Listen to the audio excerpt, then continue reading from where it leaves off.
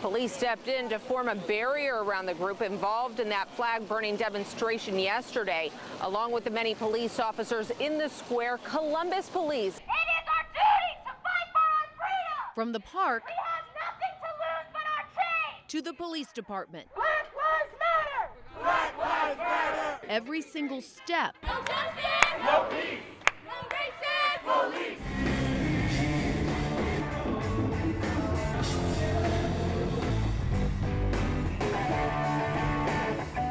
Inside the car, a package with dry ice and a broken seal that was spewing fumes. The air conditioning cranked, windows rolled up tight, and all in a tiny space. A combination that caused carbon dioxide poisoning. Eye candy for customers savoring a slice. We have Alf here and the Ninja Turtles back there. One favorite piece paying homage to Star Wars is gone. It's R2-D2 in a tuxedo. Is this going to be potentially an Orlando, style event? As did fellow staff members. Many lined the emergency room hallways to begin triage. It was a little bit of almost like an anxious calm. Well, right now, all is silent here. It really matches the weight of heaviness and heartache that's being felt all across this community. One witness waited out the chaos for hours until he no longer felt safe. Tara, it was an emotional time as crowds of people lit these candles in Smith's honor. You can see the memorial behind me continues to grow. This area was filled with people remembering the man who wore badge number 1386.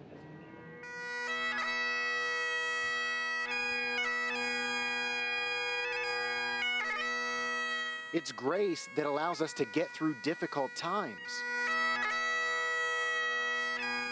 And that our brother Steve now shares in that light, that is victory over suffering and even the experience of death. As hearts grow heavy over Officer Steve Smith's passing, tonight the law enforcement community paid tribute, all wearing blue ribbons. He was a hero, and he's going to be very missed. He was a great officer. I know his son. His son is a great guy. The crowd lit candles for Smith. His fellow SWAT officers here too. SWAT Lieutenant Paul Ohl says he's humbled by the encouragement. It's great that services like this are organized because it does give people, not just police officers, but citizens, community members come out and show the support for Officer Smith's family. It's that comfort that hits home for fellow law enforcer Reverend Merv Brereton. 3 years ago, he came out and speak to some children in the west side of Columbus, and we always compliment one another on the service that he does. Smith's family and friends also at tonight's event, admiring flowers and mementos left for him at the memorial, a night filled with several tributes to a man who risked his life every day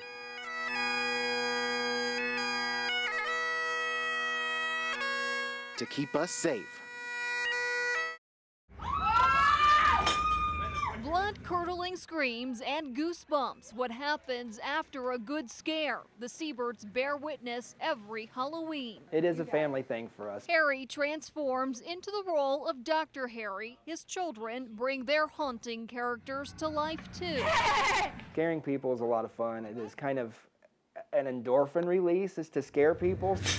There's a scientific explanation behind those hair-raising moments. The central concept of neuropsychiatry is that everything comes from the brain. OSU Wexner Medical Center psychiatrist Catherine Brownlow says the basic fear response is what keeps us alive in the face of danger. So if you're out walking in the woods and a bear jumps out at you, you should be afraid. Your brain is also a contributor to why fear is fun. While you can experience that kind of deep brain-based fear, the amygdala-based fear, the frontal lobes kind of go, it's all right, you're cool, this is still fun. We're in the business of entertaining with fear. Kelly Collins has spent decades in the haunt industry. Kelly researched what scares people the most. What are they most afraid of? Dark. Yeah, dark. He believes people should embrace what is a performance. Fall into the story. You're reading a good book. You're reading a good book, you get absorbed into the book. What's entertaining for some isn't for others. Honestly, I think clowns, as a kid, clowns creeped me out. A common fear now in the spotlight. The cultural explanation has shifted. And so the meaning that we have for clowns have changed the ways that our brains perceive them. Dr. Brownlow cautions against pushing people into facing their fears, especially little ones. She says you don't want to create a long-lasting negative memory. Kids who are under age 7 really don't have a good perception between reality and imagination. So the monster under the bed still seems pretty real. To startle somebody, it's free, it's cheap, it gets you going a little bit. At the end of the day, they're the seabirds until it's time to get back into character. When they walk through the doors and they're in costume, they knew that that's where they can be scary.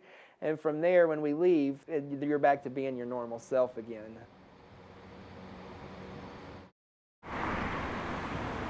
In the hustle and bustle of the city, there are many moving parts. The traffic, the cars.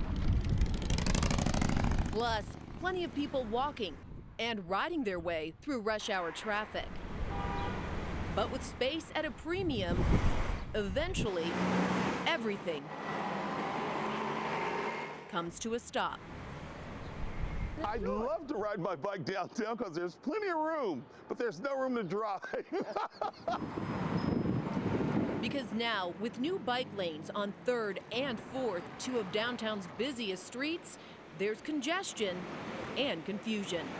We're trying to get used to it. I'm sure once we do, it'll be okay. But right now, man, it's not doing too well in the mornings. Backing up traffic for commuters getting on and off the interstate. In some cases, it's downright dangerous. I'm scared I might get hit by a car because they just be flying like early, like real fast. Michael Valentine rides his bike to work every day and cycles on the side of safety. I always see the cars driving in, I'm not saying the bike lane, so that's why I stay on. I'll ride the bike on the sidewalk like right now.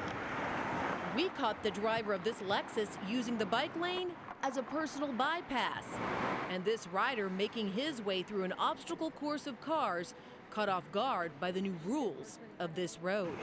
Two worlds colliding when it's all meant to merge, leaving some in a holding pattern. I'm pro-bike, first off, obviously, but I'm pro-traffic as well. So I'm in a conundrum.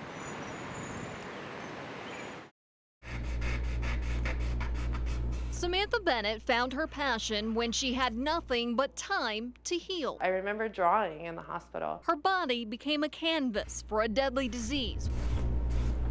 My fingertips were just falling off.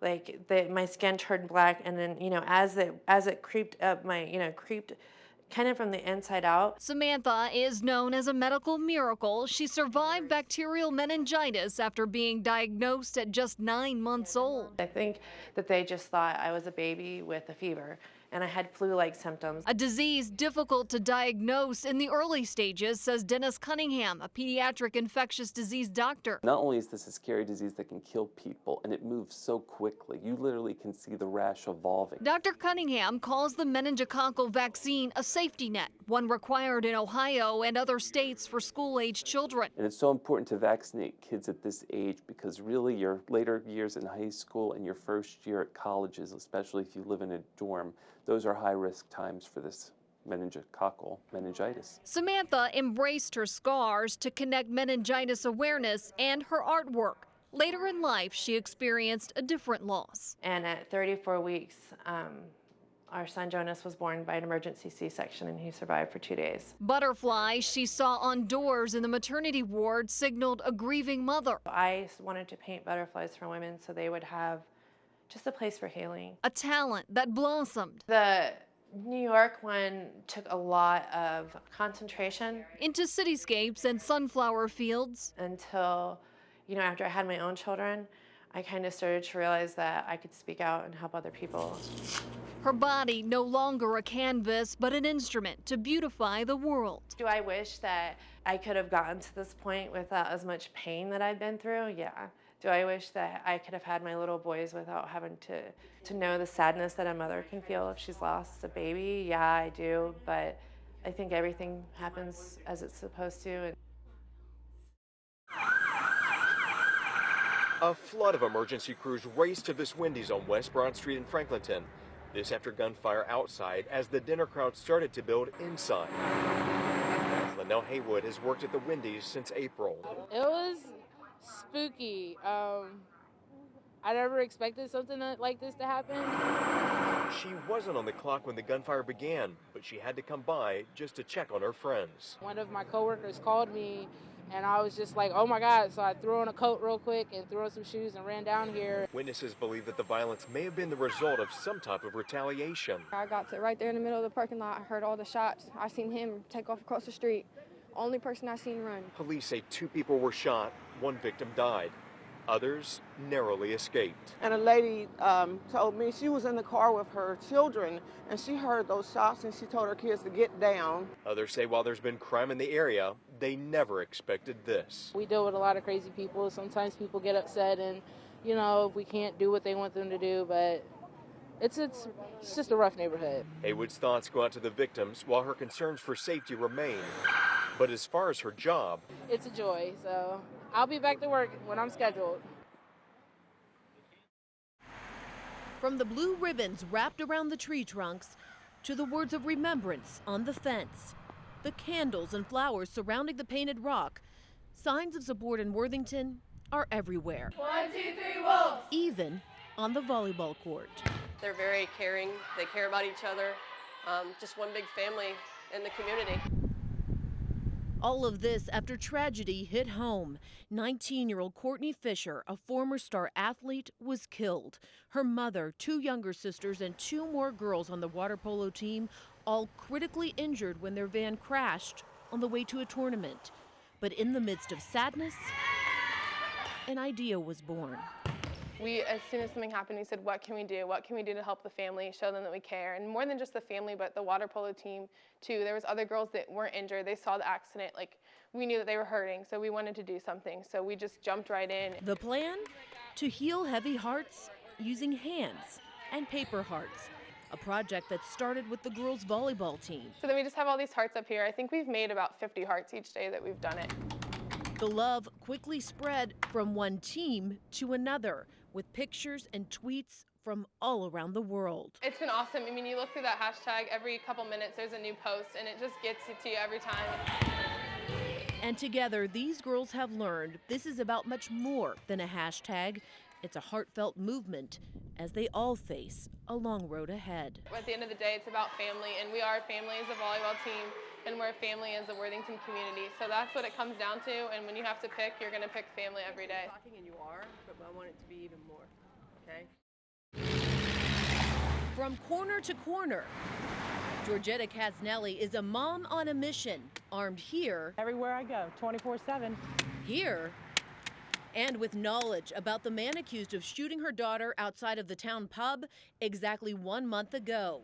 Police have issued a warrant for Michael Cumberlander but have not been able to track him down. Now, he's also wanted by this frustrated mother who says everyone is at risk. Trigger happy.